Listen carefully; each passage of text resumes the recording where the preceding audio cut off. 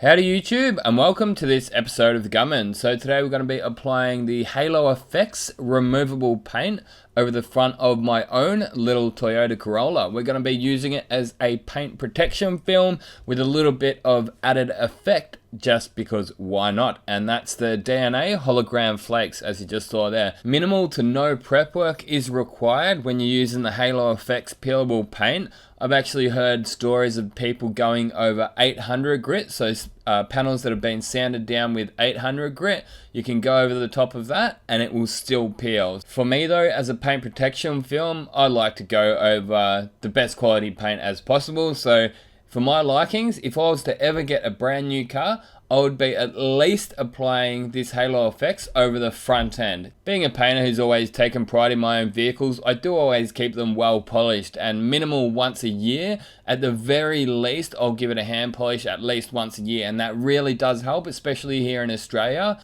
where the sun is very strong. We get lots of sunny days, so obviously the downside of that is that you really must keep that paintwork protected, which is why I really have fallen in love with this Halo EFX recently, and it's really opened up the product, the recent breakthrough that they've had in the Halo EFX. Now previously, you used to have to use their 2-pack clear over the top. I wasn't the biggest fan of it. It was a little bit too thin. It was a 4-to-1 clear. It took a long time between coats. Well, at least their recommendations were very long flash times.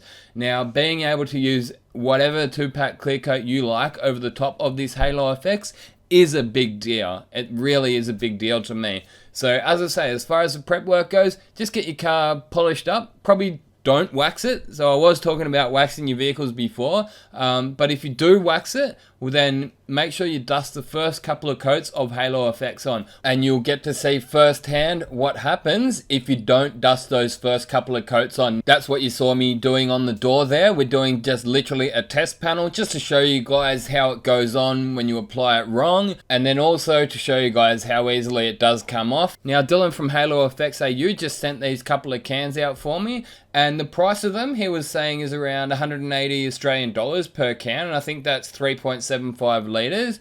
Now, I think that's pretty affordable, really, considering to do the front end of this car, my little Corolla here, that was 1 can. So just keep in mind that you'll have to pay a little bit of shipping too. It's dangerous goods. So he was saying eastern states it's like $65, but over here in the west it's like $85 shipping. So if you add that in, I think it's still pretty affordable, honestly. So whilst I did get the product for free, I am still a massive fan of this stuff, and it's one of those things that I would actually happily pay for it, because the fact that now that you can use your own clear coat or whatever your favorite clear coat over the top, you can do little custom things like what you see me doing here. Just throw some flakes over the front of your car. Don't like it? Peel it off. I don't know. It's one of those things that I don't get this excited over products, and I haven't been this excited over any product for quite some time. But like, I just jump in my little Corolla now, and it's just cool to look at flakes all over the bonnet and knowing that if it gets stone chips, or if I get to the point I'm like, I don't like those flakes anymore, I'll rip it off. I don't know, it's just really cool. I had so much fun in there spraying the front of my vehicle here. You may have noticed that I did the roof also, so that's another thing that I've always wanted to do on my little Corolla. I've always wanted to spray the roof black, for years that is.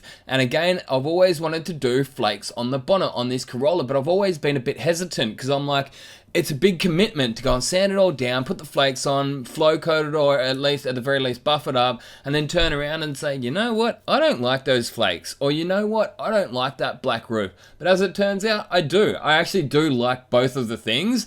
But yeah, more for me, it's like the flakes. Like, I might like the flakes, but the next person to buy this car, like let's just say I go to sell it a couple of years down the track, I would actually be best off pulling the flakes off, or even giving them the option. Just ask the new owner, say, hey, what do you like? Flakes on the bonnet, or would you rather me peel it off? And you'll have some perfectly polished original paint underneath. So whilst I guess you're probably not adding value to the vehicle, you are definitely preserving it. That's the way I see it. So this is more the kind of thing that you're going to be going over good paint with. You're not going to go and spray over dents. So yeah, you really want to get the quality of the vehicle underneath in the best possible condition and then go and use this. So yeah, you can tint it, you can add flakes to it, you can probably do little things like add candies. I'm not 100% sure whether or not you can or cannot do that, but at the very least you would be able to add some candy to the 2-pack clear that you apply over the top of the Halo EFX. So it's one of those things that I haven't used this stuff for years and years. I've used it a few times. Now I am quite confident to use it on my own vehicle. Last time I was a bit like, I didn't know about the edges. Was it going to build up? Was it going to make nasty edges and yeah, become something that was ugly? And then using their clear, like being stuck having to use their clear over the top. But as I say, now you can use any clear that you like, your favorite clear over the top, or if you're in like a real budget and you say, hey, it's just a sacrificial layer and it's just protecting my paint, I really don't care what it looks like in the meantime. If you know that you're going to do a drive across the nullarbor, you could actually, for starters, you could leave it like this, or you could use the ultra cheap Challenger clear. You know, we can get a kit of that 7.5 liter kit for like $80 or $90, some crazy cheap price like that. You might say, hey, that's going to be perfect for my application. Or you might say, you know what, I want to use top of the line Glazurate, top of the line Sickens, or whatever it be. You can apply that over the top of this. So what you're about to see me doing here is applying this stuff really heavy over ceramic coating. So as I mentioned before, I did actually give this whole vehicle a go with the ceramic coating, which isn't necessarily recommended, but if you go really wet, this is what will happen, and that looks really messy. But as you will see, if you do hang around to the very end of this video, it's not going to stop it from peeling. It's really just not going to look very good. So as I say, for what it's worth, it might just be worth dusting a coat or two on first, no matter what, even if you've just cut and polished the vehicle, because for whatever reason, the compound that you've used might react with this product. So at the very least, maybe just the first part that you do a tester, you know, smash it on really heavy on one little spot and say, hey, that's looking like it's all right. Or you might say, nah, that's not going to work. It's going to make a mess out of my whole car. So I'll dust a couple of coats on until you can see that it's starting to go on nicely, nice and smooth. You don't have that reaction. So yeah, between 2 and 3 coats, dust it like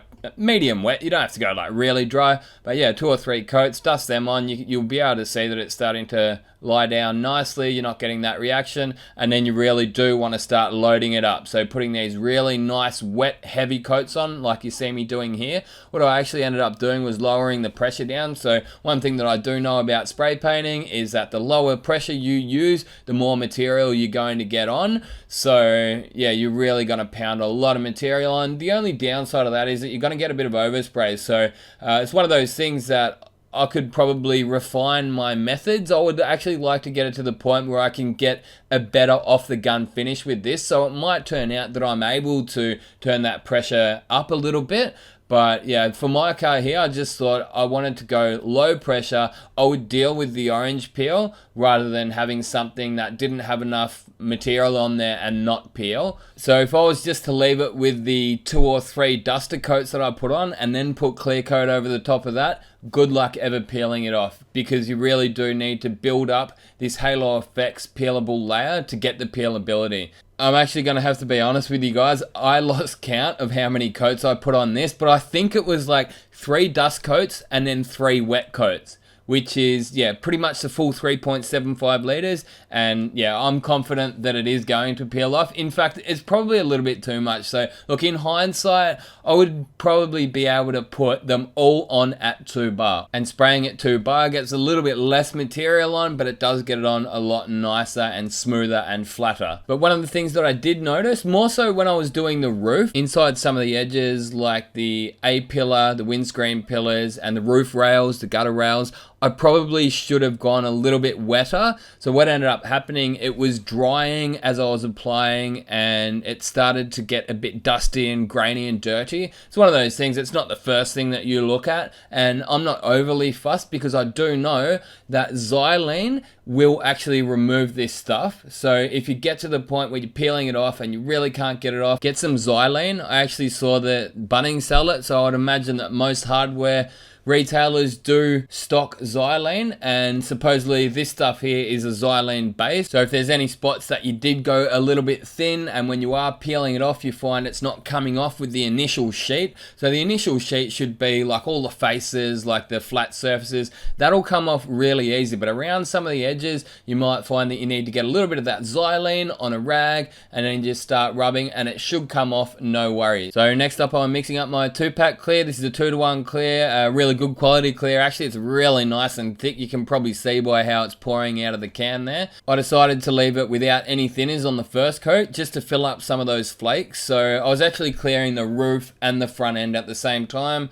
As I mentioned before, I did actually do a separate video on the roof, but because the flakes was sort of an afterthought on the roof, they're the last layer between the clear coat. So I decided to leave no thinners at all and get a nice amount of fill from this clear coat to fill up all those flakes. But what you may have noticed when I was doing the flakes on the front end, I put the flakes down first. So the extra 5 or 6 layers of Halo EFX is actually helping bury those flakes. So what can happen when you clear over flakes is it looks like you've thrown a handful of sand in the paintwork. Another thing that I did do is add 5% elastic additive. So I'm told that you don't actually need it because all of the half decent automotive clears do have a certain amount of it added anyway. So that's why when you spray a front bumper cover off a car these days, you don't need to add any elastic additive to it. Some people think that you should, but they're wrong.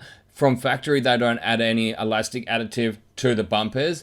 But as I say, you can add it, and all it's going to do is help it peel a little bit. So it's going to stop the clear coat from cracking so easily when you do go to peel it off. But as I say, it's really not necessary. Dylan, the guy that sent this out, he said, oh, don't even say that in your video. Like, don't even tell people about the elastic additive because it just ends up getting people confused. And I'm like, nah, man, I'm not that kind of dude. I haven't built this channel on leaving bits of information out. So I am sorry, Dylan. I do love your product, as you already know, but I would rather people get confused and then figure it out however. I mean, at the end of the day, like if you're going to be spraying this kind of stuff, you're probably going to have a certain amount of knowledge of spray painting anyway. So all you need to do is find out where you can get some elastic additive. And that's if you don't already have some sitting around. We've always had like a can sitting in the corner. It rarely, if ever, gets used. Now, I only ever used it once working at this workshop here. I used it on a bumper and the boss was like, you have to use it. And I was like, oh, okay.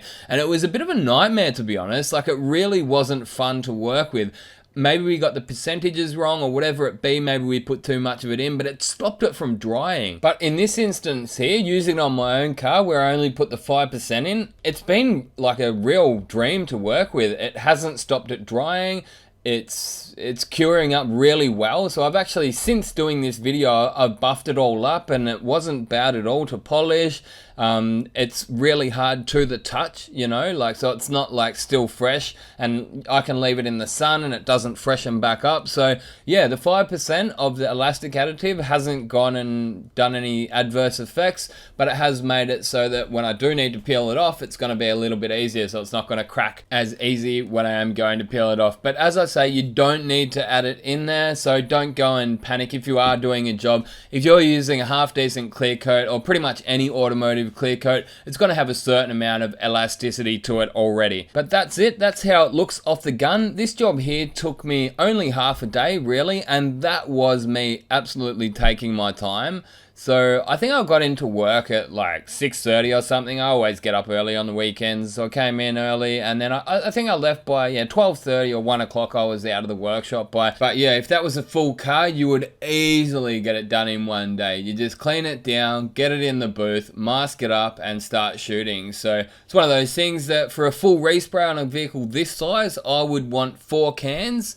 So I think they're 3.75 litre cans, and then obviously you're going to need your 2-pack clear over the top. But if you just wanted a non-chemical resistant matte finish, you can just leave it in the Halo EFX and you don't actually need to clear over the top. But yeah, being able to put any 2-pack clear over the top of this stuff is a big deal for me. So the reason I actually did this door was to like put it to the test and test its limits and see what it's going to be like. If you just go straight over your door handles, is it going to be really tricky to peel out of all those edges? And as it turns out, it's not that bad. It's pretty much what I expected it was going to be like. So one thing that I did get was a bit of a rough edge on the inside of the door handle. So yeah, that's all the dry overspray hitting the inside of the handle. But as I say, a little bit of xylene and that's gonna come off. It's not a miracle fluid, it's pretty close to it, really. But yeah, it is what it is. Like if you don't mask it properly, you're going to get a bit of overspray. So you do have to be careful with little things like that. Also, don't do what I'm doing here. I'm actually unmasking it as it's baking. My wife called me. She said, hurry up, I need you to come and pick me up from the shopping center. So I had to rush in there and unmask it as I was baking, which is definitely not ideal. And I wouldn't recommend doing it. It's probably best if you let it dry for the 7 hours that Dylan did recommend to me. He's like, yeah, 7 hours is what you want to do. So this is it peeling it off. It peels off really easily. As I say, as long as you built that sacrificial layer of being the Halo EFX up, it's going to come off no dramas. It might take a couple of minutes to just go around all those edges with your fingernails, or even a bit of xylene. As I said, even a bit of thinners seems to work. I didn't actually have any xylene, so I got a bit of thinners on the inside of that door handle where there was a bit of dry spray, and that did sort of clean it up. But as I say, I haven't been this excited to make a YouTube video in quite some time, and I've showed this to all the guys at work, and they all love it. Like, they're all at the very least very interested in it. They're like, wow, that's actually pretty cool.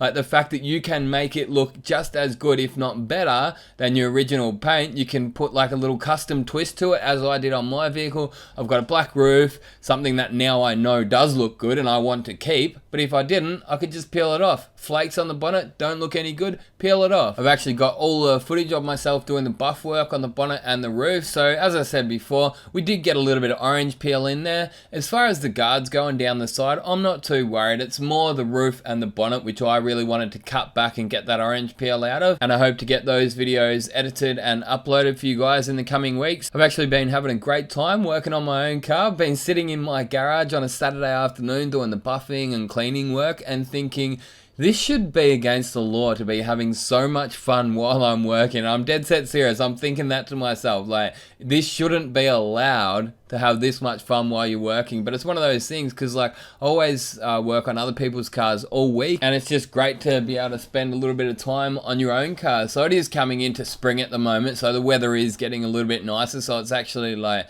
nice to get out there, and it's not freezing cold, but it's also not too hot.